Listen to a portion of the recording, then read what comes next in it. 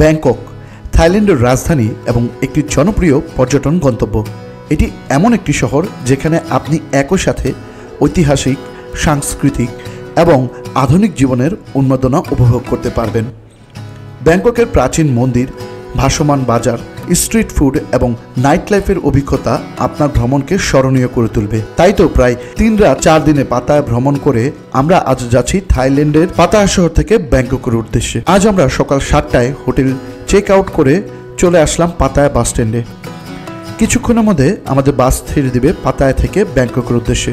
যেতে মোট সময় লাগবে 2 ঘন্টার আশেপাশে। সকাল 10টার মধ্যে আমরা চলে আসলাম ব্যাংককের সুকুমভিতে নানা প্লাজাতে। আমাদের হোটেল আগে থেকে বুকিং করা ছিল, এখানে এসে আমরা উঠেছি। হোটেল চেক ইন করে আমরা বেরিয়ে পড়লাম ব্যাংকক সিটি ট্যুরের জন্য। প্রথমেই আমরা চলে গেলাম ব্যাংককের অনেক বিখ্যাত একটা জায়গা, যেটার নাম হচ্ছে গ্র্যান্ড প্যালেস। থাইল্যান্ডের রাজধানী ব্যাংককে অবস্থিত গ্র্যান্ড প্যালেস দেশটির অন্যতম ঐতিহাসিক এবং জনপ্রিয় পর্যটন আকর্ষণ। এটি থাইল্যান্ডের রাজাদের প্রাচীন বাসভবন এবং বর্তমানে ঐতিহ্য ও সাংস্কৃতিক প্রতীক হিসেবে বিবেচিত করা হয়। 1782 সালে থাইল্যান্ডের প্রথম রাজা রামা এই প্রাসাদটি নির্মাণ করেন। এটি ছিল থাইল্যান্ডের রাজা এবং রাজ পরিবারের আবাসস্থল এবং সরকারি অনুষ্ঠানের জন্য একটি স্থান। খুব সুন্দর একটি জায়গা। এখানে আসলে অনেকগুলো আপনারা মন্দির দেখতে পারবেন, যেগুলো দেখার জন্য প্রতি বছরই অনেক পরিমাণ পর্যটক আসে বিভিন্ন দেশ থেকে। এরপর চলে আসলাম আমাদের পরবর্তী গন্তব্য, the Temple of the Emerald Buddha.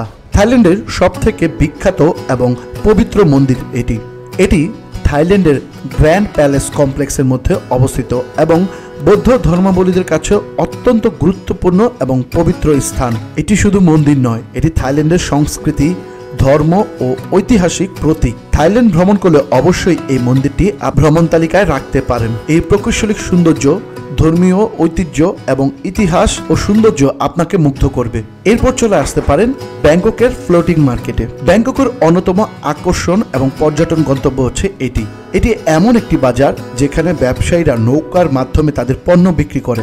স্থানীয় সংস্কৃতি, ঐতিহ্য এবং জীবনযাত্রার চিত্র ফুটে ওঠে এই বাজারগুলোতে। থাই খাবার, ফলমূল, সবজি, ফুল এবং হস্তশিল্পের সমৃদ্ধ সম্ভার পর্যটকদের মুগ্ধ করে। ব্যাংকক ফ্লোটিং মার্কেটের ইতিহাস 200 বছর আগের, যখন এই অঞ্চল ছিল ভেনিস অব দ্য ইস্ট নামে পরিচিত।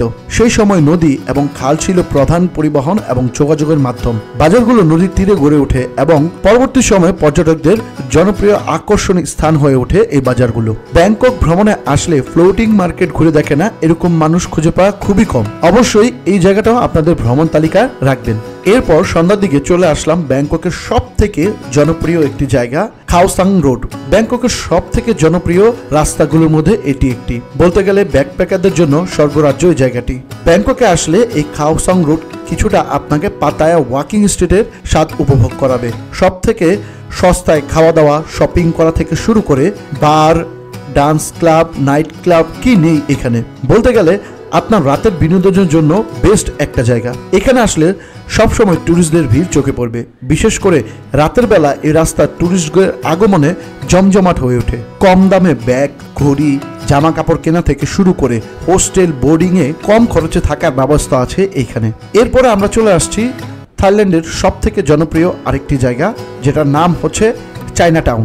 এই জায়গা আসলে মনে হবে আপনার ব্যাংককের শহরের মধ্যে আরেকটি শহরে চলে এসেছেন। চাইনিজ সকল ধরনের আইটেম কম দামে পাওয়া যায় এখানে। বিশেষ করে মোবাইল বা ইলেকট্রিক্স আইটেম থেকে শুরু করে চাইনিজ সকল ধরনের স্ট্রিট ফুড খাবার জন্য এটা স্বর্গরাজ্য। কুমিরের মাংস থেকে শুরু করে সকল ধরনের পোকামাকড় বা বিভিন্ন ধরনের জীবজন্তুর মাংস বা খাবার পাওয়া যায় এখানে। দেখুন কিভাবে মানুষগুলো এই পোকামাকড়গুলো ফ্রাই খাচ্ছে। এগুলো দেখলে আমাদের জন্য অস্বাভাবিক বিষয় হলেও এখানকার মানুষের জন্য এগুলো স্বাভাবিক। কি মজা করে খাচ্ছে খাবারগুলো। আজকে সারাদিন ব্যাংককে আমরা এই জায়গাগুলো ঘোরাঘুরি করে দেখলাম। কালকে সকালেই আমাদের ফ্লাইট ঢাকার উদ্দেশ্যে। আজ সারা রাত আমরা এই থাইল্যান্ডের বাজারগুলো ঘুরে দেখব এবং রাতে গিয়ে হোটেলে নাইট স্টে করব। আজকের ভিডিওটি এই পর্যন্ত। দেখা হবে পরবর্তী ভিডিও। সেই পর্যন্ত ভালো থাকবেন, সুস্থ থাকবেন। আল্লাহ হাফেজ।